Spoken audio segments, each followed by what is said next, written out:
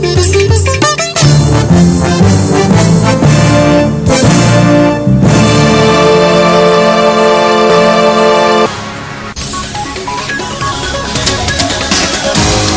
good evening. Welcome to Rupavahini News.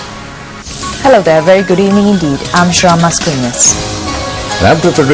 The 101st birthday of the chief priest of the Ratmalana Mallikaramaya Agga Mahapandita, the Venerable Valigama Sri Jnana Ratanathero, has been celebrated. President Mahinda Rajapaksa visited the temple this afternoon and extended his well wishes to the prelate for good health. The Venerable Jnana Ratanathero, who was born in Valigama Mathara on the 14th of February 1913, entered into priesthood on the 30th of November 1925. The Venerable Thero received higher ordination during the year 1933. He received his preliminary education at the Deundara Sri Dharmananda Pirivena and later admitted to the Vidyodaya Mahapirivena for higher education.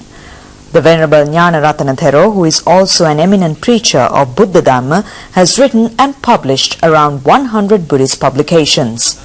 He was also instrumental in translating the Tripitaka to Sinhala language. The Venerable Jnana Ratanathero has also been conferred with several honorary doctorates.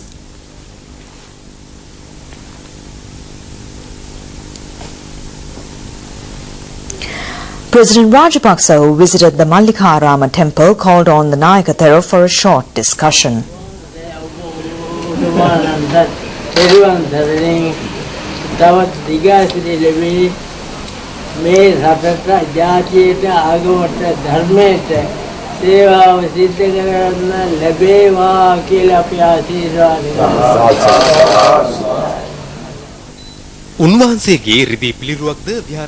A silver statue of the Venerable Jnana Ratanathero was established at the temple.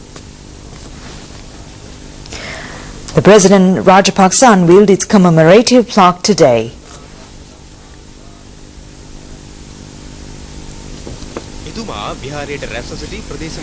He also exchanged pleasantries with some of the residents who were at the temple at that time.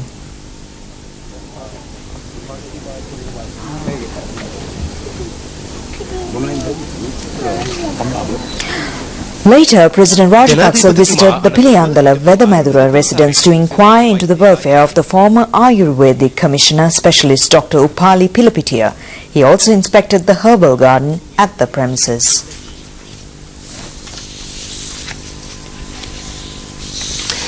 The Mathura Chief Magistrate has ordered the police to apprehend 9 suspects, including parliamentarian Mangala Samaravira, and produce them before courts in connection with the clash between the two factions of the United National Party in Mathura.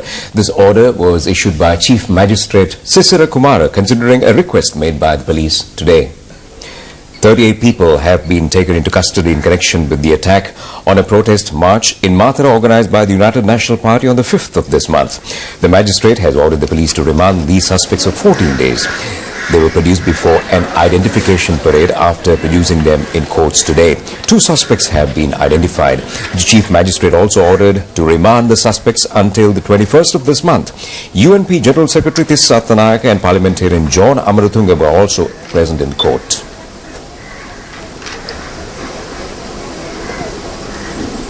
Minister Vimal Veeravansha says the opposition now has a battalion with cinnamon buttons.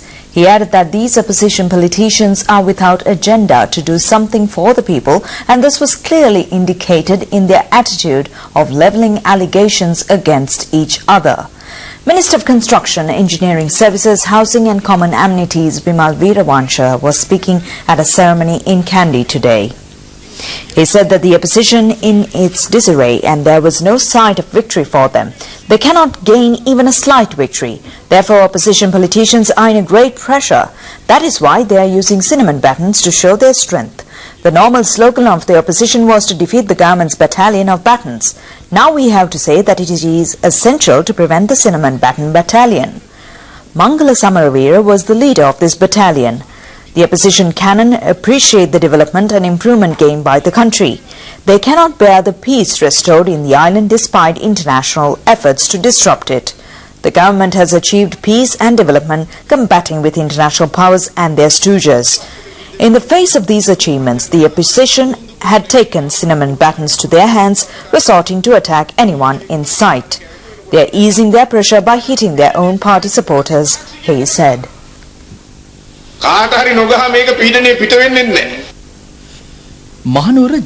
The ceremony was organized in connection with the launching of the construction work of the Janasevana Hanthana Residencies housing project in Hanthana Kandy today. The housing project is to be consisted of 126 two-storied houses. A sum of over 1.58 billion has been allocated for the housing scheme. The National Housing Development Authority has provided a 13-acre block of land of Hanthana housing scheme for the project. Parliamentarian Dilum Amunugama was also present at the ceremony. The internal crisis of the Tamil National Alliance has been further intensified. 9 members elected to the Northern Provincial Council were boycotting the swearing-in, and only the national organizer of TELO, M.K. Shivajalingam, has been sworn in today before Velvetithurai District Medical Officer Justice of Peace Dr. K. Malai Perumal. The other members were scheduled to take their oaths today, but it was postponed indefinitely due to the emerging of another crisis. It has been reported that Mr. Shivajalingam was sworn in today against this decision. EPRLF leader Suresh Premachandran, plot leader Dharmalingam Siddharthan and TELO national organizer M.K. Shivajalingam are still strongly criticizing the action of the Chief Minister C. Vigneshwaran. Under these circumstances, the Tamil National Alliance has been divided into 2 factions. A spokesman of the TNA noted that the alliance internal crisis has been further intensified following the swearing-in of Mr. Shivajalingam alone. The first session of the Northern Provincial Council is scheduled to be held on the 25th of this month, and all members should take their oaths before that day. The majority of members of the party was of the view that the main reason for all the crisis was the election of the Tamil Arsu Katchi leader and parliamentarian R. Sambandhan. Moving on, several leading businessmen in the island say that the hosting of the Commonwealth Heads of Government meeting in Sri Lanka is a great opportunity for the country to build its economy. They noted that all parties should work in unison to harness the maximum benefits of this opportunity.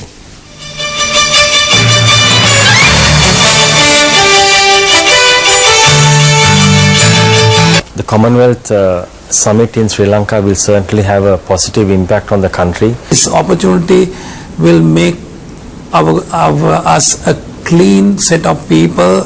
They'll see it with their own eyes and what we have been and what we are today. What is important is that it is not only a direct economic benefit, it is the image impact. Image will actually have a certain impact not only for businesses, for exports, for people in that country, for sports and so many other areas. The investors, when they come in to see how good we are, this should put us right on top. And today's tourist can actually be tomorrow's investor, and it has also a direct impact of people buying from the country and getting to know the country. So this is something which advertising cannot buy. The investors should come in. The tourism is something that we have a lot to sell to the world. The heritage, the weather, the humanity that we have, the friendship, the smile on the face, which very few countries in the world have. We also have seen that similar events when it are held in other countries like Trinidad, Tobago and Australia. It has direct impact on the economy in terms of the business leads and the business context that is generated. We need to move forward. We'll make use of this opportunity to the benefit of our future generation. It will be an ideal opportunity for us to showcase the country again to the international community.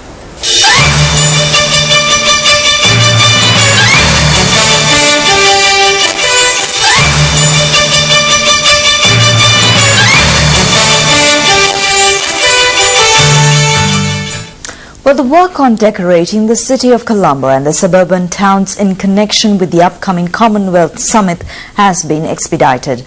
The summit will be inaugurated in Colombo in 32 more days.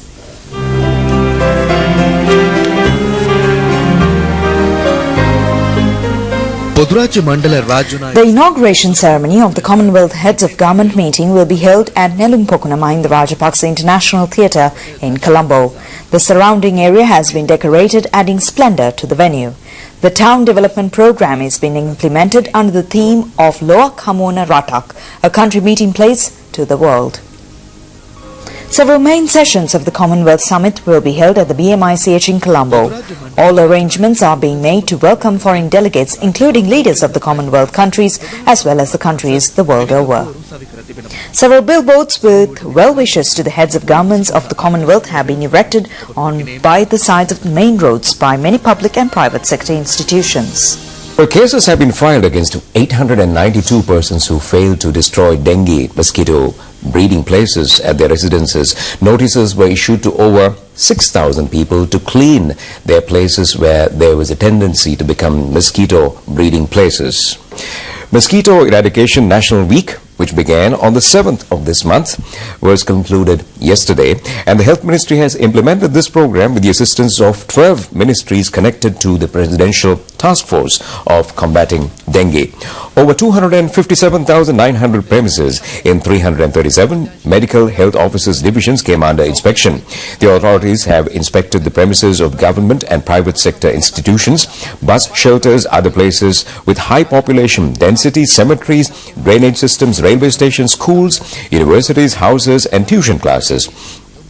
Around 4,000 premises at houses and other places with mosquito larvae have been detected during inspections. The Health Ministry appealed to the people to continue to clean the environment and premises without confining the destroying of mosquito breeding places only for a week. The Colombo city development projects have been expedited. The development process of Independence Square and surrounding area is nearing completion. The main city of a country is more open place to the world over. Therefore, many countries are used to develop the main city in an attractive and systematic manner. The Ministry of Defence and Urban Development took measures to develop the city of Colombo to a beautiful city.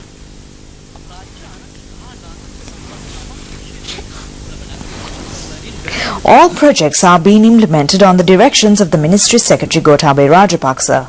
Trade complex located in close proximity to Independence Square is more modernized under this initiative. This project is to be completed within the next 6 to 10 months, with labour assistance of the security forces. Plans have been revised to recover the cost for these projects within a short period of 3 months. The modernization of payments in surrounding roads has also been expedited. The Bank of Ceylon Supergrade branch located at Independence Square has been relocated at this trade complex. Defence Secretary Gotabaya Rajapaksa, Chairman Bank of Ceylon Razik Zaruk and General Manager D.M. Gunasekara were among those present on the occasion. Lanka Bank Mahakalamana D.M. Gunasekara Mahakarun Natulu Pidisak මේ අවස්ථාවට සහභාගී වූ Professor A.M.M. Makin, Dean of the Faculty of the University of Malaysia, passed away in Kuala Lumpur on the 11th of this month, and his janaza took place in the Malaysian capital on the following day amidst a large and distinguished gathering including government ministers, former Prime Minister and also other leaders of Malaysia. Well, highly hailed as a brilliant student of the Jaya era at Zahira College, Colombo, he received his preliminary education at Hamidia Madrasa, presently Hamid Al-Hussein Mahavidyalaya at Kurwe Street in Hausdorff. He attained great heights in the academic field, having graduated from Peradeniya University and obtained MA PhD in UK. At the early period of drafting the Malaysian Constitution, he was consulted to obtain views of the Sharia law, which should be included in the new constitution of the Malaya state. Issuing a message of condolence, Parliamentarian H.M. Azwar says that Professor Makin was an internationally famed exponent of the Shazulya order and had written several books on the subject. He lives behind his wife, Friel, and 2 sons, Mukram and Akram. The World Standards Day has been commemorated today under the theme of International Standards Ensure a Positive Change. Standardization directly contributes to the national development. The main task is to create awareness on the need of producing high-standard goods and motivating consumers to purchase it. The Sri Lanka Standards Institute has declared a National Standards Week in connection with the World Standards Day. The 2013 National Quality Award ceremony was held at the BMICH in Colombo today. The assessments have been made in 4 groups, including products, services, education and health services. Certificates, Merit Awards, Quality Awards and Asia Pacific Region Quality Awards were presented at the ceremony. Public and private sector institutes were the award recipients. The winning group Quality Awards were presented to the Ampara General Hospital. Coca-Cola Beverages Sri Lanka Company and Siat Kelani Holdings Company. The Asia-Pacific Region Quality Awards at the international level of competition were presented to the Lanka Hospital, Ceylon Biscuits and Maliban Biscuit Manufacturers Private Limited. Minister Partili Champika Ranawaka was the chief guest at the ceremony. Minister Rishad Baduddin, Ministry Secretaries and representatives and Production and Service Institutes were present. Sri Lanka Rupavahini Corporation has organized a quiz program as a precursor to the Commonwealth Heads of Government meeting to be held in Colombo. It was named as Chogam Super School 2013. The first program will be telecast over Rupavahini tomorrow. That's at 5:25 p.m. Well, the Do You Know? The Do You Know contest will be conducted among school teams which will be selected from a written test at zonal level after calling for applications. 3 schools are to be selected from each province. The winning team will be presented with a cash award of 100,000 rupees and the runner-up will get a sum of 50,000 rupees. The contest between the Western and Northwestern Province school teams will take place between Panadura Jilan Madhya Mahavidyalaya and Kulyapitiya Saranath Vidyalaya tomorrow. The Chogam Super School quiz program will be telecast over Rupavahini on Tuesdays and Wednesdays every week at 5:25 p.m. It will also be telecast on Netra channel at 6:30 p.m. Hindu devotees commemorated the Vijaya Dasam Day, one of their special days today. Special religious ceremonies and pujas were conducted in Hindu kovils, schools, places of work and houses. A Navaratri Puja organized by the Tamil service of the Sri Lanka Broadcasting Corporation was held at the Sri Vishnu Kovil in Devala. Reverend Brahma Sri Satya Narayan Kurukal officiated. SLBC Chairman Hudson Samarasinghe participated at the puja as a special guest. A cultural pageant was the highlight of the special puja. Serve Mangla सुखाधीरस्तु Lakshmi गणाक्षम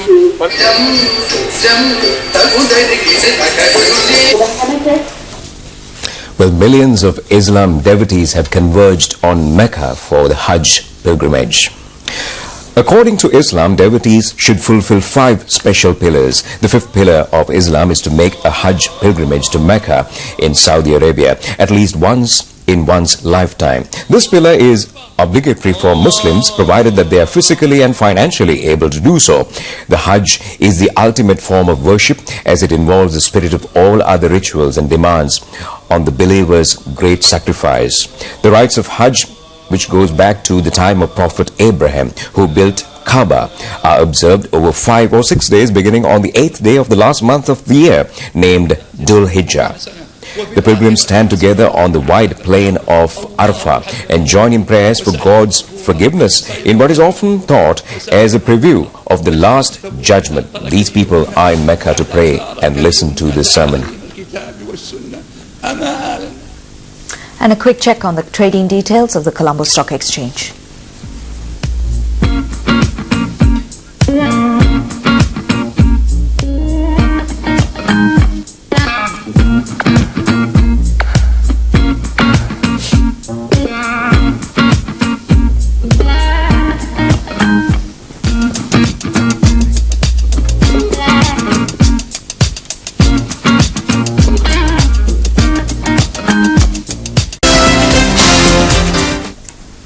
Welcome back, and as always, making Monday's news sporty, we have Mr. Sports at the desk. Chanakya, good evening. Good evening. Thank you, Clifford. Sri Lanka A team were 10 runs for no loss in their first innings at close of play on the first day of their 4-day match against the Sri Lanka Development Squad team at SSC grounds in Colombo today. Sri Lanka A team won the toss and invited the Sri Lanka Development Squad team to bat first. They were bowled out for 265 runs. Keeper Lahibutri Barna made a brilliant unbeaten 95. Niroshan Dikfella scored 47. Ivan Pradeep and Kanishka L. Vitigala took 3 wickets each. Tomorrow is the second day of the match.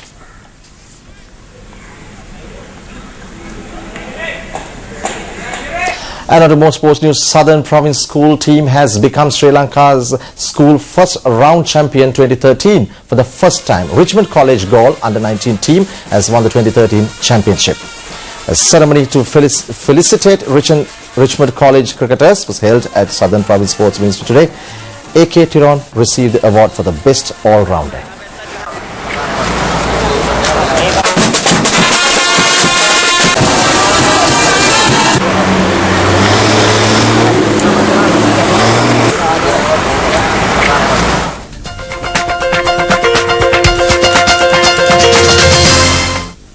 Met Department forecasts light rain in the western and Sabaragamuwa provinces and Galle and Mathura district tomorrow. Thunder showers will develop at a few places in the eastern and Ua provinces tomorrow afternoon or night along with high winds. The Weather Bureau informed the people to be cautious on lightning. That's all the news we have for you this evening. Do enjoy the rest of the programs. Take care.